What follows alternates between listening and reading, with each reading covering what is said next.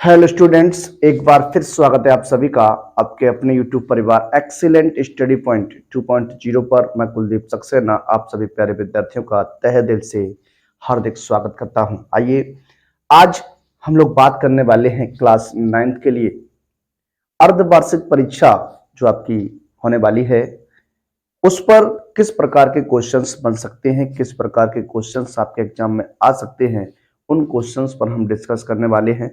एक बार सभी विद्यार्थी वीडियो को प्लीज शेयर कर दीजिएगा और जो विद्यार्थी चैनल पर फर्स्ट टाइम विजिट कर रहे हैं प्लीज चैनल को सब्सक्राइब कर लीजिए, बेल आइकन को ऑल पर प्रेस कर लीजिए जिससे आने वाली वीडियो का नोटिफिकेशन आपको सबसे पहले मिल सके। तो आइए देर न करते हुए शुरू करते हैं आज के अपने सेशन को।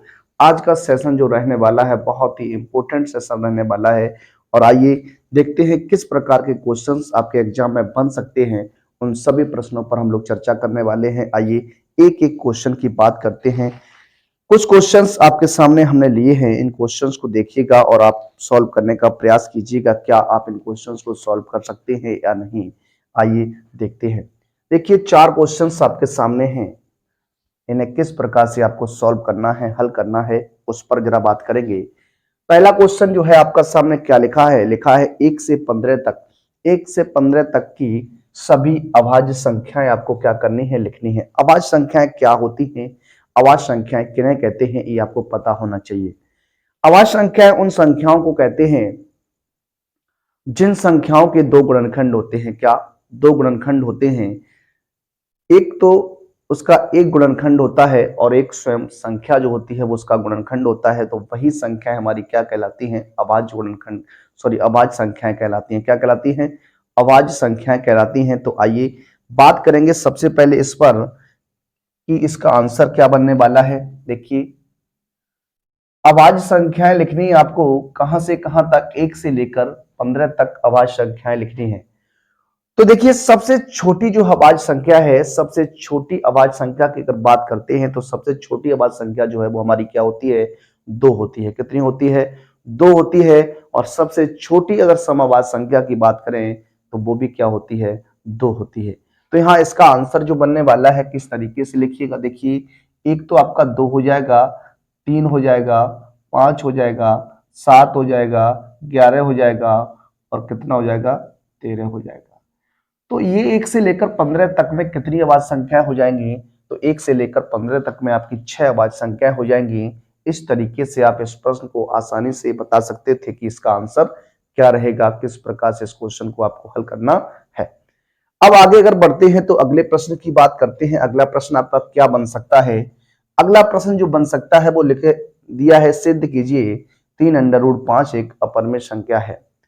3√5 एक इनरेशनल नंबर है, ये आपको प्रूफ करना है। किस प्रकार से प्रूफ करते हैं, देखिए किस तरीके से क्वेश्चन को हल करते हैं। सबसे पहले जो आपको दिया होता है, जो नंबर आपको दिया जाता है, जो अपरिमेय संख्या दी जाती है, उसको आपको क्या करना होता है, एक रेशनल नंबर मान लेना होता है। क्या मान लेना होता है, एक रेशनल नंबर, एक परिमेय संख्या मान लेना होता है। तो यहाँ पर मान सकते हैं, क्या माना,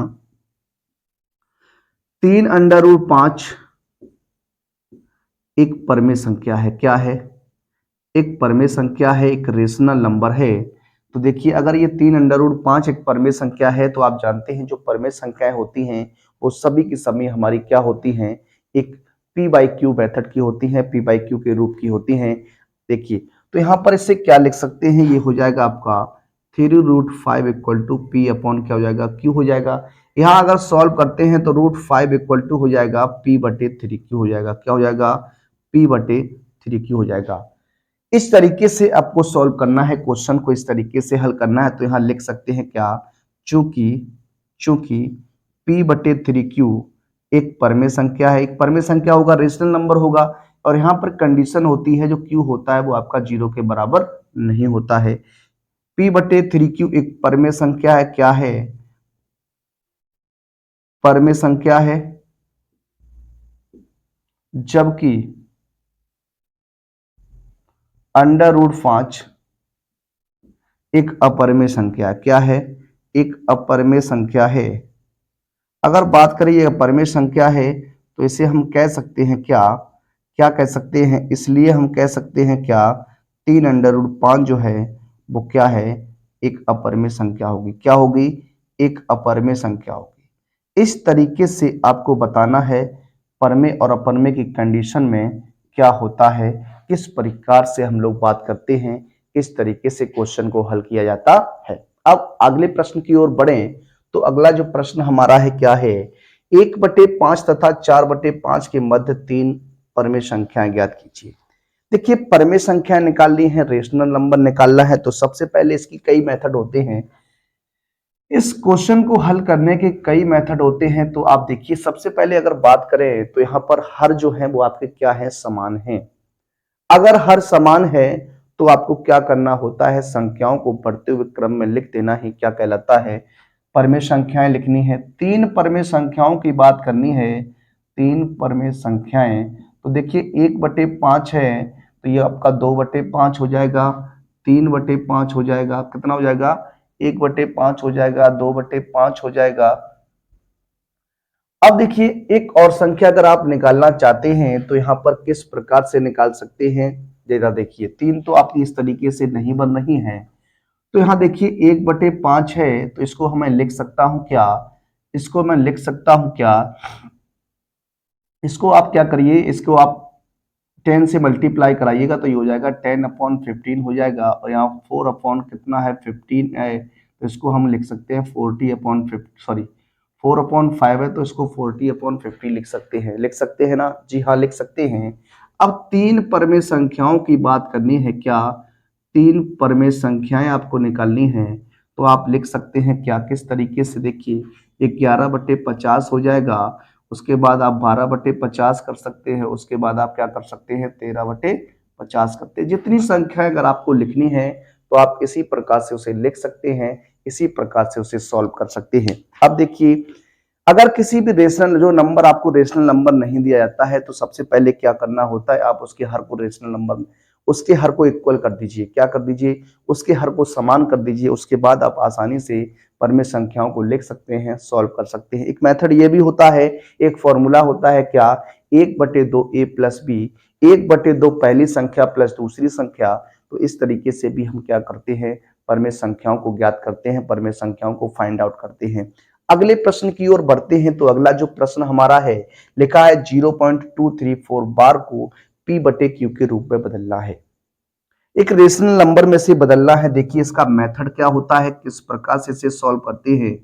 जो नंबर आपको दिया जाता है, इस टाइप का जो भी क्वेश्चन आपको दिया जाएगा, जिस तरीके का प्रश्न आपके एग्जाम में बनेगा, तो आपको किस तरीके से सॉल्व करना है। देखिए सबसे पहले क्या करिए, जो नंबर आपको दिया गया है उसको x बराबर लेट कर लीजिए 234 बार। इस बार का मतलब होता है कि वही अंक जो है वो आपका रिपीट करेगा।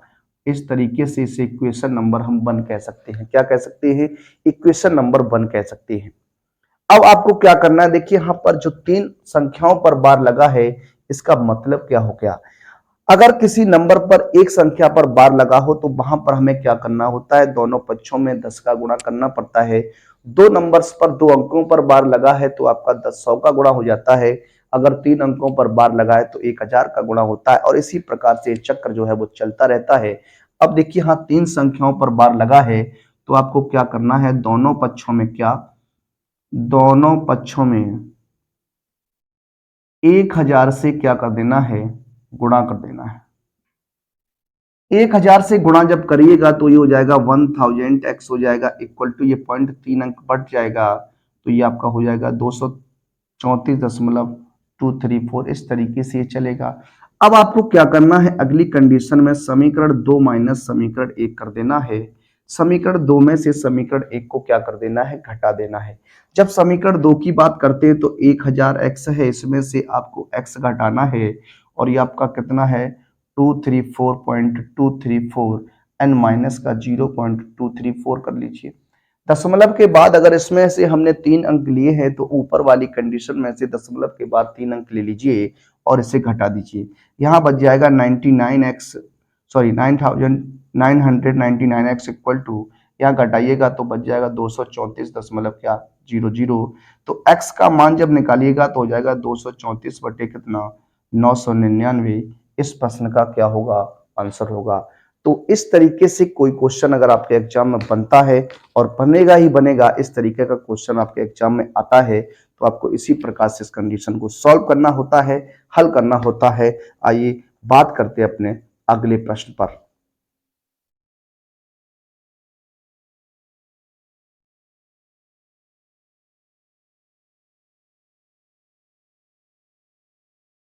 देखिए, अगले प्रश्न की ओर बढ़ते हैं और अगले प्रश्न पर बात करते हैं।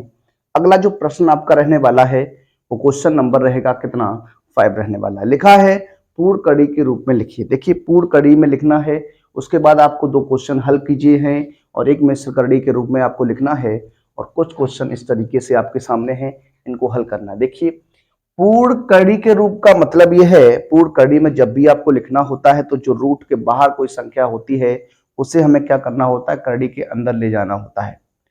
कड़ी के अंदर ले जाना होता है तो किस तरीके से बात करेंगे। देखिए, क्वेश्चन जो है वो आपका क्या है, यहां अगर इसको पूर्ण कड़ी के रूप में अगर लिखना है तो देखिए इसका जो कड़ी है वो स्क्वायर रूट की कड़ी है। क्या है, स्क्वायर रूट की कड़ी है। और स्क्वायर रूट की कड़ी जो होती है उसमें 2 संख्याओं का पेयर बनता है, 2 संख्याओं का जोड़ा बनता है। तो जो बाहर नंबर लिखा हुआ है इसको आपको कड़ी के जब अंदर लिखना है तो 2 टाइम लिखना है, 2 टाइम्स लिखना है मल्टीप्लाई करके। देखिए क्या हो जाएगा, ये हो जाएगा 2/3 मल्टीप्लाई 2/3 एंड मल्टीप्लाई कितना है, 40 है। जब आप गुणा करिएगा तो हो जाएगा 160 बटे कितना, 9। तो ये आपका क्या हो जाएगा, पूर्ण करड़ी के रूप में हो जाएगा। इस तरीके से लिखते हैं। आगे देखिए, अगर यहाँ करड़ी की बात करते हैं तो करड़ी जो है वो यहाँ पर 6 लगी हुई है। कितनी लगी हुई है, 6 करड़ी लगी हुई है। जब m को अंदर लेके जाइएगा तो ये पावर कितनी बन जाएगी, 6 और इंटू n की पावर 3 है। तो करड़ी 6 हो जाएगा, m की पावर 18 और n की पावर 3। ये इस प्रश्न का क्या रहने वाला है, आंसर रहने वाला है। इस तरीके से क्वेश्चन को आप लोग सॉल्व करेंगे, हल करेंगे तो ज्यादा बेटर रहेगा। आप लोग इसी प्रकार से क्वेश्चन को हल करिएगा। अगले प्रश्न की ओर बढ़ेंगे तो अगला प्रश्न लेंगे, कह रहा हल कीजिए। क्या करना है आपको, हल करना है। हल करेंगे तो देखिए किस प्रकार से ये लिखा है 9 सॉरी 9 की पावर लिखा है 3/2 है। देखिए 9 को हम लिख सकते हैं 3 की पावर 2 और होल पावर क्या है, 3/2 है। अब होल पावर 3/2 है, इस 2 से ये 2 कैंसिल कर दीजिए तो क्या बन जाएगा, 3 की पावर 3 और 3 की पावर 3 का मान जो होता है वो 127 होता है। कितना होता है, 127 होता है। इसी प्रकार से हम लिख सकते हैं 2 की पावर 5 और होल पावर 2/5 है, 2 5 से 5 कैंसिल, 2 की पावर 2 कितना हो जाएगा, 4 हो जाएगा। इस तरीके से हम लोग बात करते हैं। अब अगला जो सवाल है, कह रहा है इसे मिश्र करड़ी के रूप में लिखना है। अभी ये पूर्ण करड़ी के रूप में है, मिश्र करड़ी में लिखना है। तो देखिए सबसे पहले हमें यहाँ फैक्टर से करने हैं।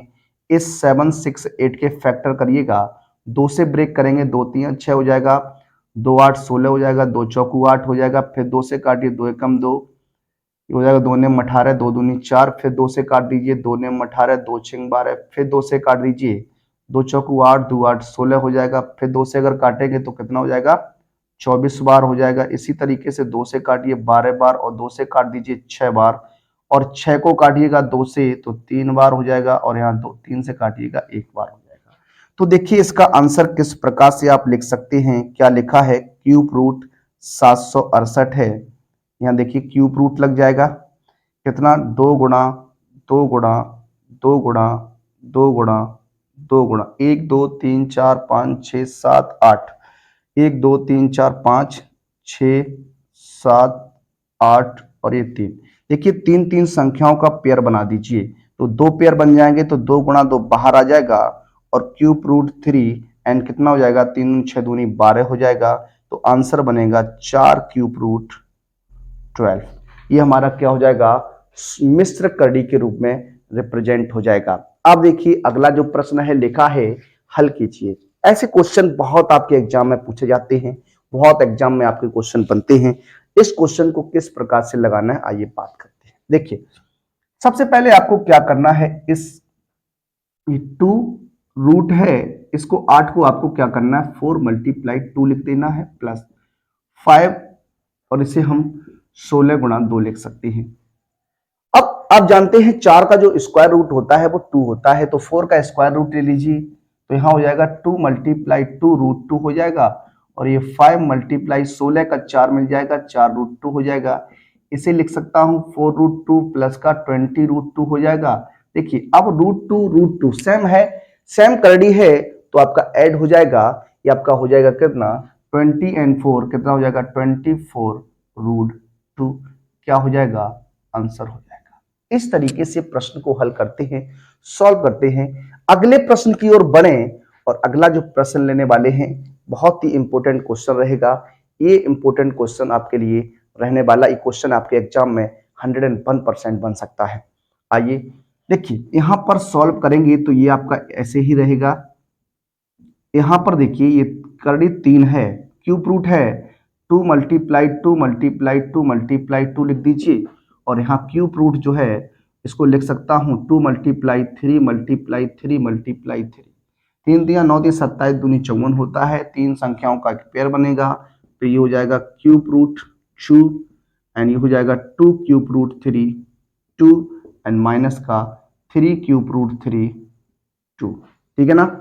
अब देखिए ये दो पद और ये एक पद है तो दोनों ऐड हो जाएंगे, तो ऐड होंगे तो 3 क्यूब रूट 3 बच जाएगा और यहां पर बच जाएगा 3 क्यूब रूट 2। देखिए ये सेम है, कट जाएगा तो कितना आंसर बनेगा, 0 आंसर बनेगा। कितना बनेगा, 0 आंसर रहने वाला है। इस तरीके से क्वेश्चन को हल करेंगे, सॉल्व करेंगे। आइए अगले प्रश्न की बात करते हैं।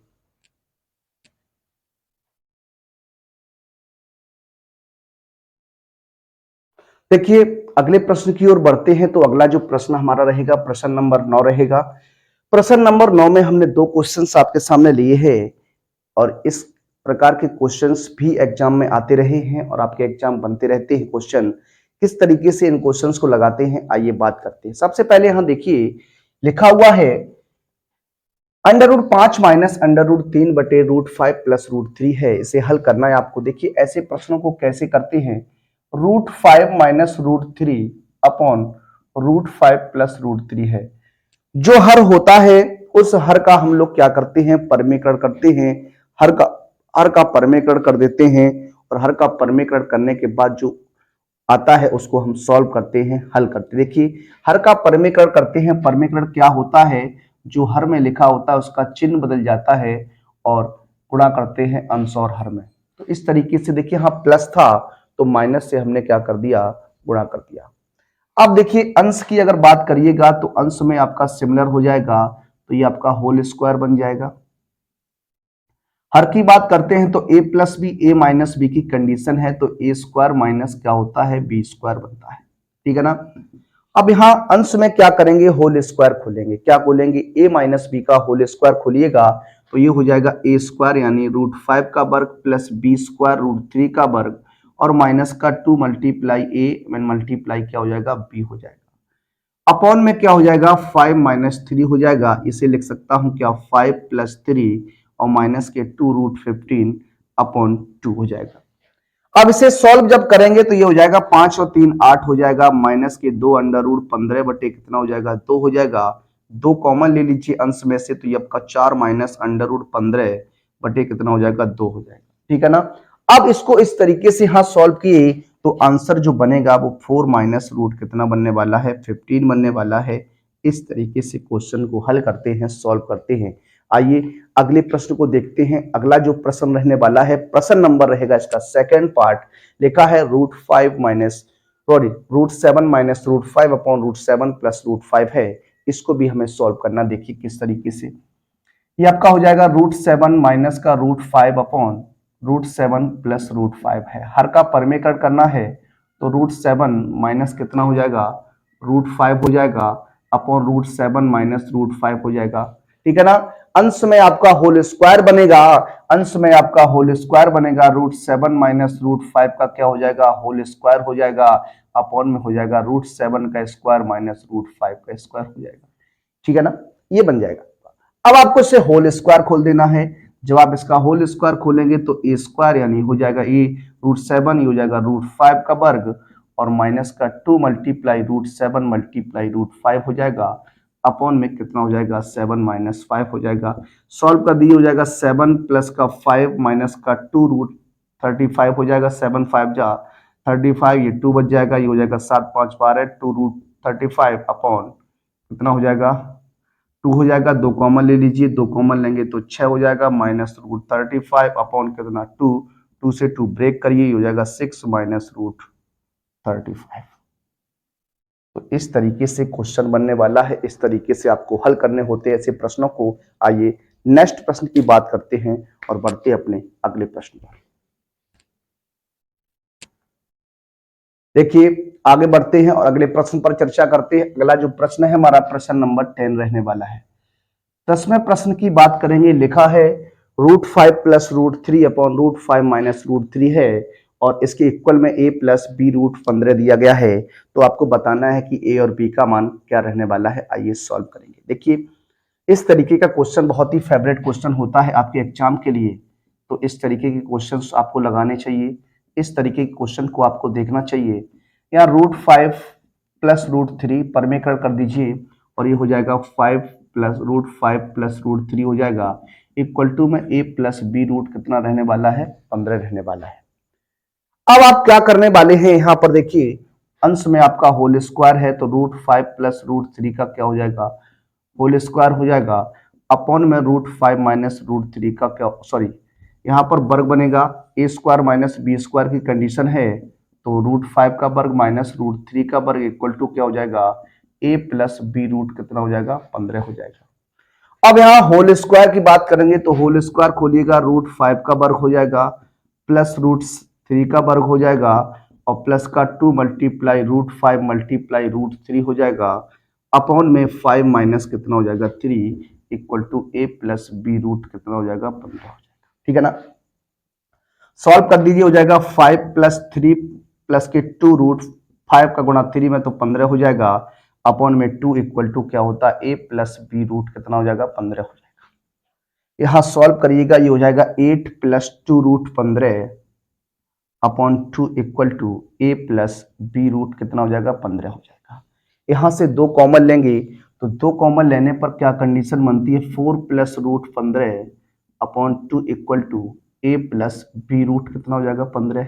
2 से 2 कैंसिल हो जाएगा, 4 plus √15 equal to a plus B root कितना हो जाएगा 15 हो जाएगा। अब आपको क्या करना, देखिए तुलना करानी है। क्या करानी है, तुलना करानी है।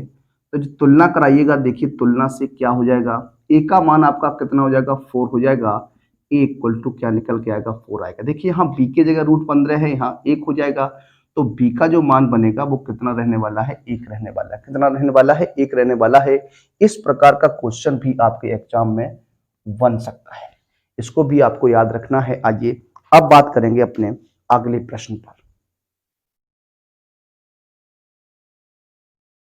देखिए अगले प्रश्न की ओर बढ़ते हैं। तो अगला जो प्रश्न है हमारा 11वां प्रश्न और 12वां प्रश्न रहेगा। लिखा है बहुपद px बराबर दिया गया है और एक बहुपद qx दिया गया है, तो आपको px माइनस qx का मान ज्ञात करना। देखिए किस तरीके से सॉल्व करेंगे। सबसे पहले आपसे क्या कहा है कि px माइनस क्या निकालना है, आपको qx निकालना है। तो पहले px की कंडीशन लिख लीजिए, 5x³ माइनस 7x² प्लस का 2x माइनस का 6 एंड माइनस क्या हो जाएगा 3x³ minus 7x² minus 3x plus 6। ठीक है ना। अब देखिए जब ये ब्रैकेट्स आप हटाइएगा तो पहले वाले ब्रैकेट्स में कोई भी चिन्ह पर प्रभाव नहीं पड़ेगा, लेकिन जब दूसरे वाले ब्रैकेट को आप हटाइएगा तो यहाँ माइनस चिन्ह है, ये अंदर के सभी चिन्ह जो है वो बदल जाएंगे। तो किस तरीके से होगा देखिए, 5x³ हो जाएगा 7x² प्लस का 2x माइनस 6, ये हो जाएगा माइनस का 3x³ और ये माइनस माइनस क्या हो जाएगा प्लस 7x² और ये हो जाएगा प्लस का 3x और माइनस का कितना 6 हो जाएगा। देखिए 5 में से 3 घट जाएगा तो 2x³ बच जाएगा और 7x² से 7x² कैंसिल हो जाएगा, 2x और 3x मिलाकर कितना हो जाएगा 5x हो जाएगा और माइनस का कितना हो जाएगा 12 हो जाएगा। ये आपका आंसर रहने वाला है। तो कोई भी प्रश्न अगर ऐसा आता है जो कहे आपसे कि घटाइए या फिर पहले बहुपद में से दूसरे बहुपद को घटाइए या दूसरे बहुपद में से पहले बहुपद को घटाइए, तो इसी कंडीशन के साथ आप सॉल्व करिएगा तो आपका आंसर जो है राइट रहेगा। आइए अगले प्रश्न की बात करते हैं। अगला जो प्रश्न है आपका प्रश्न नंबर रहेगा 12। प्रश्न नंबर 12 की बात करते कह रहा px मल्टीप्लाई qx आपको क्या करना है ज्ञात करना है। तो देखिए px की बात करते हैं तो px आपका ये रहेगा, उसके बाद आपका qx जो है वो क्या है x cube minus 3x² plus का 2x माइनस का 1 है। अब आपको क्या करना है, इन तीनों पदों का प्रत्येक पद में क्या करना, गुणा करना। देखिए किस तरीके से करते हैं। सबसे पहले x का करिएगा तो x की पावर 5 हो जाएगा, फिर आपका हो जाएगा 3x की पावर 4, फिर हो जाएगा प्लस का 2x क्यूब और माइनस का x²। इस x का हमने यहां गुणा कर दिया। अब आपको क्या करना, माइनस 2x का करना है। तो देखिए माइनस का 2x की पावर 4 हो जाएगा, minus minus plus 6x cube हो जाएगा, और ये हो जाएगा माइनस का 4x² और प्लस का 2x हो जाएगा। अब इस वन का करिएगा तो ये ऐसे ही लिख दीजिए, तो हो जाएगा क्या, x क्यूब माइनस का 3x² प्लस का 2x माइनस का 1। अब इसे सिंप्लीफाई कर दीजिए, सरल कर दीजिए। देखिए x की पावर 5 आपका यूं ही रहेगा, क्योंकि इसमें कहीं पर भी x की पावर 5 का कोई और पद नहीं है। बात करते हैं x की पावर 4 की, तो देखिए x की पावर 4 x की पावर 4 है, यानी दो पद है x की पावर 4, ये हो जाएगा 3 2 5 x की पावर कितना 4। अब देखते हैं क्यूब पद वाले, तो 2 और 6 कितना हो जाएगा 8, 8 और 1 कितना हो जाएगा 9, क्या हो जाएगा 9 प्लस का 9x क्यूब हो जाएगा। स्क्वायर की बात करिएगा, देखिए 3x², 4x², 7x² हो जाएगा, और ये एक पर हो जाएगा 8x², कितना हो जाएगा माइनस का 8x² हो जाएगा। ठीक है ना। अब x की बात करते हैं तो यहां पर क्या है, 2x और 2x मिलकर कितना हो जाएगा 4x हो जाएगा, और ये माइनस का क्या रहेगा 1 रहेगा। इस तरीके से क्या करते हैं, हल करते हैं। जोड़ घटाव की कंडीशन आती है या गुणा की कंडीशन आती है, तो इसी प्रकार से क्वेश्चन को हल किया जाता है। आइए अगले प्रश्न की ओर बढ़ते हैं। देखिए बात करते हैं अपने अगले प्रश्न। अगला जो प्रश्न है, भागफल तथा शेषफल आपको ज्ञात करना है। इस प्रकार के क्वेश्चन भी आपके एग्जाम में कई बार पूछे जा चुके हैं। आइए बात करेंगे। सबसे पहले आपको क्या करना है, देखिए भाग की कंडीशन को करना है, तो आप पाई का भाग पाई क्यूब में देखिए तो बाई स्क्वायर बार चला जाएगा। गुणा करिए हाँ प्रत्येक पद में, तो ये हो जाएगा बाई की घात 3 और प्लस 3y²। चिन्ह बदल दीजिए, माइनस माइनस यहां लिखेंगे घटाने पर, क्या घटाने पर। ये आपकी क्या होती है, घटाने की स्थिति होती है, ये आपका कैंसिल हो जाएगा। यहाँ घटाइएगा तो माइनस का कितना बच जाएगा 2 बच जाएगा, क्या बच जाएगा माइनस का 2y² माइनस का 2y। अब देखिए अब यहाँ माइनस का चिन्ह आ गया, तो आपका क्या हो जाएगा माइनस का 2y हो जाएगा। गुणा करिएगा माइनस का 2y² माइनस का 6y, ये प्लस और ये प्लस हो जाएगा, ये कट जाएगा। 6y में से 2y घटाइएगा तो 4y बचेगा प्लस का 1, ये आपका हो जाएगा 4 टाइम्स हो जाएगा 4y, 4 12 हो जाएगा, माइनस माइनस ये कट जाएगा, यह बका जाएगा माइनस का 11 शेष। कितना बच जाएगा माइनस का 11 शेष बचने वाला है। इस तरीके से क्वेश्चन को हल करेंगे, इस तरीके से क्वेश्चन को क्या करने वाले हैं, सॉल्व करने वाले हैं। नेक्स्ट क्वेश्चन है आपका क्वेश्चन नंबर बी पार्ट रहने वाला है। आइए इसको भी सॉल्व करेंगे। एक बार क्वेश्चन को आप देख लीजिए, लिखा है 22x² प्लस 4x प्लस 2, डिवाइडेशन है, करना है किसको, x की घात 5 plus 5x cube plus 3x² plus 5x plus 3 को डिवाइडेशन करना है। तो यहाँ पर x की स्क्वायर का भाग x की घात 5 में दीजिएगा तो x क्यूब बार जाएगा, गुणा करिएगा प्रत्येक पद में, तो ये हो जाएगा 4x की घात 4 प्लस के 2x cube, minus minus minus देखिए कट जाएगा। अब देखिए अंश अगर बात करें ऊपर, तो x की घात 4 का कोई पद नहीं है, तो आप पहले इसको लिख लीजिए माइनस 4x की पावर 4, और 5 में से 2 घट जाएगा तो 3x क्यूब प्लस का हो जाएगा 3x² उतार लिया। माइनस का 4x² बार चला जाएगा, तो यहाँ माइनस का 4x की पावर 4 माइनस प्लस माइनस का 16x क्यूब हो जाएगा, और माइनस का 8x² हो जाएगा। देखिए ये प्लस हो जाएगा, ये भी प्लस हो जाएगा, ये भी प्लस हो जाएगा, कट जाएगा, ये हो जाएगा 16 और 3 19, 19x क्यूब, और ये हो जाएगा कितना 11x² प्लस का 5x रहेगा। 19 बार जाएगा, कितनी बार जाएगा 19x बार जाएगा, तो 19x क्यूब हो जाएगा, 19 चौकू 76x² हो जाएगा, 19 दूनी 38x हो जाएगा। चिन्ह बदल जाएंगे, ये आप घटा दीजिए तो माइनस का 65x² बचेगा, माइनस का 33x बचेगा, प्लस का 3। यहाँ आप सॉल्व करेंगे तो प्लस माइनस का 65 टाइम्स जाएगा, ये माइनस का 65x² हो जाएगा, माइनस का कितना हो जाएगा 65 दूनी 130, 260 हो जाएगा, कितना 260x हो जाएगा, और माइनस का 130 हो जाएगा। ये हो जाएगा प्लस प्लस और ये प्लस हो जाएगा, कट जाएगा, इसे जोड़ दीजिए, देखिए 227 बच जाएगा। कितना बच जाएगा? 227x बचेगा और यहाँ 133 क्या हो जाएगा? शेष हो जाएगा।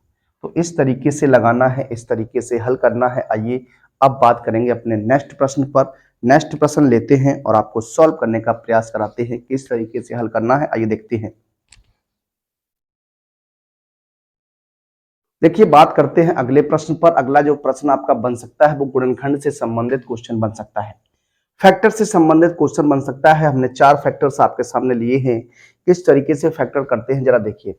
यहाँ पर आपके सामने लिखा हुआ है P square cube 1 minus x and minus का पी 1 माइनस एक्स है। देखिए यहाँ से आपको क्या करना है, पी कॉमन लेना है और 1 माइनस एक्स कॉमन लेना है, ठीक है ना। p मिल जाएगा, 1 माइनस एक्स मिल जाएगा। यहाँ जब p निकालिएगा तो आपका एक p बच जाएगा और q बचेगा। यहाँ से ये पूरा पद निकल आएगा बाहर, तो माइनस का कितना हो जाएगा? 1 हो जाएगा। इस तरीके से लगाना है। अगला जो प्रश्न हमारा है प्रश्न नंबर p, ये लिखता है a की घात 4 माइनस b की घात 4 है। a की घात 4 माइनस b की घात 4 की कंडीशन है, इसका हमें फैक्टर करना है। किस प्रकार से करते देखिए जरा। सबसे पहले आप क्या करिए, इसे वर्ग में बदल दीजिए, तो ए स्क्वायर की पावर 2 लगा दीजिए माइनस बी स्क्वायर की पावर 2 लगा दीजिए। अब यहाँ ए स्क्वायर माइनस बी स्क्वायर की कंडीशन है, ए स्क्वायर माइनस बी स्क्वायर का कॉन्सेप्ट लगने वाला है। अब अगर ए स्क्वायर माइनस बी स्क्वायर का कॉन्सेप्ट लगने वाला है तो आप देख सकते हैं क्या, ये हो जाएगा ए प्लस बी इंटू ए माइनस बी। तो ये हो जाएगा क्या, ए स्क्वायर प्लस बी स्क्वायर, और दूसरी कंडीशन में क्या रहेगा, ए स्क्वायर माइनस बी स्क्वायर रहेगा। अब एक बार इसमें फिर से पुनः लग जाएगा, तो ये आपका देखिए A square plus B square है और ये रहेगा A plus B and A minus B, ये बन जाएगा आपका। तो इस तरीके से आपका बनने वाला है। अगला जो प्रश्न है बहुत ही इंपॉर्टेंट क्वेश्चन है, अधिकतर बच्चे इसी में कंफ्यूज रहते हैं कि इस क्वेश्चन को किस प्रकार से लगाना है, किस प्रकार से हल करना है। जरा देखिए, सबसे पहले अगर बात करें यहां पर, तो ये 32 आपका x प्लस वाई का क्या है, होल स्क्वायर है, और यहां से 2 कॉमन ले लीजिए माइनस का, तो x प्लस क्या बन जाएगा, वाई बन जाएगा। अब ये लिखा हुआ है 32x प्लस वाई का होल स्क्वायर माइनस का 2x प्लस वाई है। यहां से देखिए इसे हम 2 bracket x plus Y common ले सकते हैं। अब देखिए 2 लिया कॉमन, तो 2 में भाग करिए, 2 का भाग 32 में करेंगे 16 बार जाएगा, और x प्लस वाई का एक पद बाहर आया है तो x प्लस वाई का एक पद बचेगा, और यहां से ये पूरा फैक्टर आ गया, तो यहाँ क्या बचेगा, -1। इसे और किस तरीके से लिख सकते हैं आप देखिए, इस तरीके से लिख सकते हैं क्या, 16x प्लस के 16 वाई और माइनस का 1, ये भी आपका आंसर राइट रहने वाला है। इस तरीके इसे आप सॉल्व कर सकते हैं। क्वेश्चन अगला है, इस क्वेश्चन को भी हम लोग सॉल्व करेंगे। देखिए एक्स स्क्वायर माइनस का क्या है, a बटे बी प्लस बी बटे ए, एक्स प्लस क्या है 1 है। अब देखिए इसे किस प्रकार से हल करना है। देखिए ये भी क्वेश्चन बहुत ही इंपॉर्टेंट क्वेश्चन रहता है और ये क्वेश्चन भी आपके एग्जाम में बनता है। एक्स स्क्वायर माइनस के ए बटे बी ब्रैकेट हटा दीजिए, तो ये माइनस प्लस क्या हो जाएगा, माइनस का बी बटे ए एक्स हो जाएगा, प्लस का क्या हो जाएगा, 1 हो जाएगा, ठीक है ना। कॉमन लेने की बात करते हैं तो यहां से देखिए x कॉमन आपको मिल जाएगा, ये हो जाएगा x माइनस ए बटे बी हो जाएगा। यहां से b बटे ए कॉमन ले लीजिए।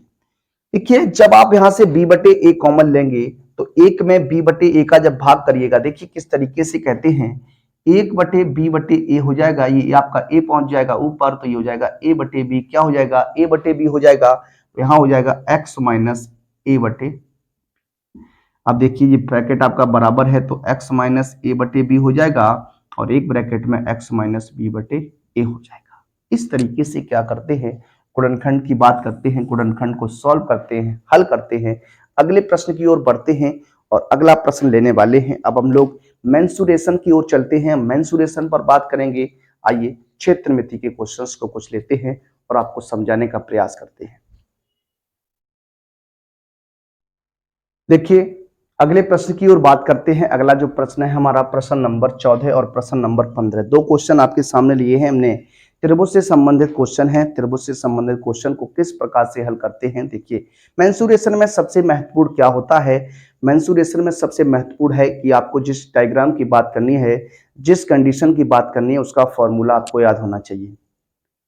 उसका फॉर्मूला आपको अच्छी प्रकार से याद होना चाहिए, अच्छी प्रकार से लर्न होना चाहिए। क्वेश्चन को आप आराम से निकाल पाएंगे। आइए देखते हैं क्वेश्चन क्या है। लिखा है एक समबाहु त्रिभुज की भुजा, एक समबाहु त्रिभुज है जिसकी भुजा आपको दी गई है क्या, 4 सेंटीमीटर है। तो समबाहु त्रिभुज का क्षेत्रफल ज्ञात कीजिए। देखिए अगर बात करें समबाहु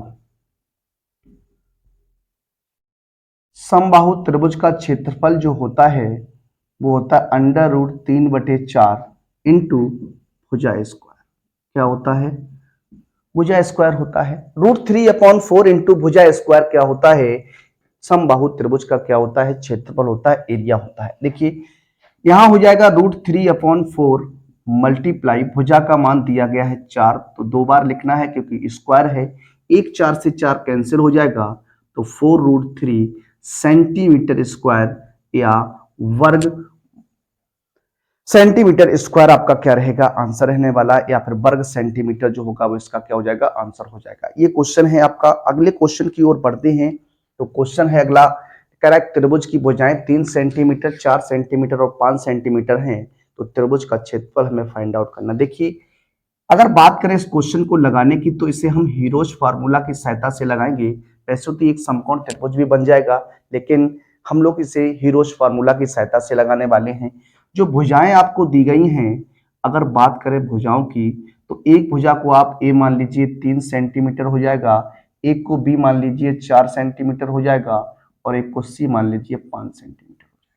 अगर बात करें इसकी परिमाप की, इसका अर्ध परिमाप निकालना है, तो अर्ध परिमाप की बात करते हैं तो ये आपका S होता है क्या, S बराबर होता है A+B+C/2। ये अर्ध परिमाप कहलाता है। तो 3 + 4 + 5 अपॉन कितना हो जाएगा 2, हो जाएगा 5 4 9 9 3 12, 12/2 यानी कितना आ जाएगा 6 सेंटीमीटर आ जाएगा। S का मान आपका 6 सेंटीमीटर आ गया। और हीरोज फार्मूला क्या होता है जरा देखिए।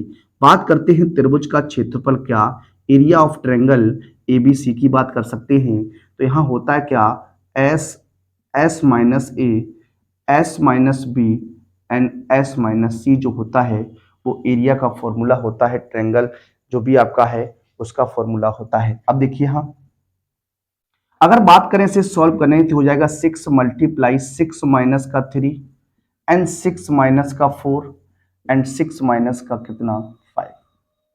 सॉल्व करिएगा तो ये आपका क्या बन जाएगा, देखिए 6 गुणा यहाँ 3 बच जाएगा आपका, और ये आपका 2 बच जाएगा, ये आपका 1 बचेगा, गुणा कर लीजिए तो 6 3 18 दूनी कितना होता है 36 हो जाता है। और रूट है तो 36 का वर्गमूल क्या हो जाएगा, 36 का वर्गमूल हो जाएगा 6 और सेंटीमीटर क्या रहेगा, स्क्वायर रहेगा। तो इस तरीके से क्या करते हैं, क्षेत्रफल की बात करते हैं। इस तरीके से क्षेत्रफल से संबंधित कोई भी प्रश्न अगर बनता है तो आप इसी प्रकार से उसे लगाएंगे। आइए अगले प्रश्न की ओर बढ़ते हैं और अगले प्रश्न पर चर्चा करते हैं। देखिए बात करेंगे आज अपने अगले प्रश्न पर। अगला जो प्रश्न है प्रश्न नंबर 16। दो क्वेश्चन आपके सामने है, एक बेलन से संबंधित क्वेश्चन है और एक आपका शंकु से संबंधित क्वेश्चन है। देखिए किस प्रकार से बात करने वाले हैं। लिखा एक बेलन के आधार का व्यास 14 सेंटीमीटर है, तो बेलन के आधार का क्षेत्रफल निकालिए। बेलन के आधार का व्यास, अब देखिए अगर व्यास दिया जाता है किसी भी कंडीशन में, किसी भी आकृति का अगर आपको व्यास मालूम है तो त्रिज्या बनाने के लिए क्या करते हैं, व्यास का हम लोग आधा कर देते हैं। क्या कर देते हैं, व्यास का क्या कर देते हैं, आधा कर देते हैं। और जब आपको त्रिज्या मालूम हो और व्यास बनाना हो तो क्या करते हैं, त्रिज्या का दोगुना क्या होता है, व्यास होता है। अगर हम व्यास बात करते हैं, क्या यहाँ पर आपको व्यास दिया गया है, व्यास कितना दिया गया है 14 सेंटीमीटर दिया गया है। हमें यहाँ त्रिज्या की बात अगर करनी है तो त्रिज्या r बराबर जो हो जाएगा वो व्यास बटे कितना हो जाएगा 2 हो जाएगा। तो r का मान आ जाएगा 14/2, 2 से ब्रेक कर लीजिए तो r बराबर 7 सेंटीमीटर आ जाएगा। कितना आ जाएगा, 7 सेंटीमीटर आ जाएगा। अब उसने कहा बेलन के आधार का क्षेत्रफल बताइए। क्या बेलन के आधार का क्षेत्रफल, तो बेलन के आधार का जो क्षेत्रफल होता है वो πr² होता है। क्या होता है, πr² होता है।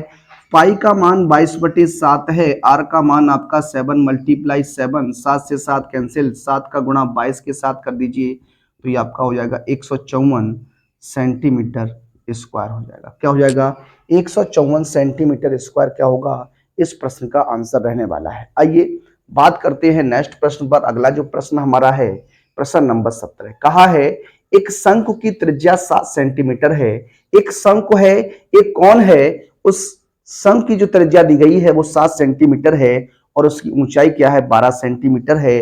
तो शंकु का हमें क्या ज्ञात करना है, आयतन ज्ञात करना है। देखिए किस तरीके से इसे हल करेंगे। अगर यहां पर अगर बात करते हैं शंकु की त्रिज्या आपको दी गई है क्या, शंकु की त्रिज्या ये आपको r बराबर 7 सेंटीमीटर गिवन दैट है और ऊंचाई की अगर बात करें, ऊंचाई आपको दी गई है कितना, ये आपको 12 सेंटीमीटर दी गई है। आपसे कहा शंकु का आयतन ज्ञात करो, शंकु का क्या निकालना है, आयतन निकालना है। तो शंकु का आयतन होता है 1/3 पाई आर स्क्वायर एच होता है। 1/3 पाई आर स्क्वायर जो होता है वो शंकु का आयतन होता है। यहां रख दीजिए तो ये हो जाएगा 1/3 पाई का मान 22/7, आर का मान रखिएगा तो 7 गुणा 7 हो जाएगा, एच का मान 12 हो जाएगा। कितना हो जाएगा, 12 हो जाएगा। यहां 7 से 7 एक बार में कैंसिल करिए, 3 से ये 12 4 बार में कैंसिल हो जाएगा। ये 22 गुणा 7 गुणा 4 बच जाएगा। 22 चौकू 88 गुणा 7 कर दीजिए, गुणा करिएगा 8 7 8 56 होता है, यहां से लगी 5 7 8 56 और 5 कितना होता है 61 होता है। ये सेंटीमीटर क्यूब हो जाएगा। क्या हो जाएगा, सेंटीमीटर क्यूब। 616 सेंटीमीटर क्यूब क्या बनने वाला, इसका आंसर बनेगा 7 8 56 की 6 यहां से लगी 5 और 7 8 56 56 और 5 कितना होता है 61। तो इस तरीके से क्वेश्चन को सॉल्व करते हैं, हल करते हैं। और आइए आज के अपने अंतिम प्रश्न की ओर बढ़ेंगे। आज का हमारा अंतिम प्रश्न रहने वाला है, आइए इसको देखते हैं।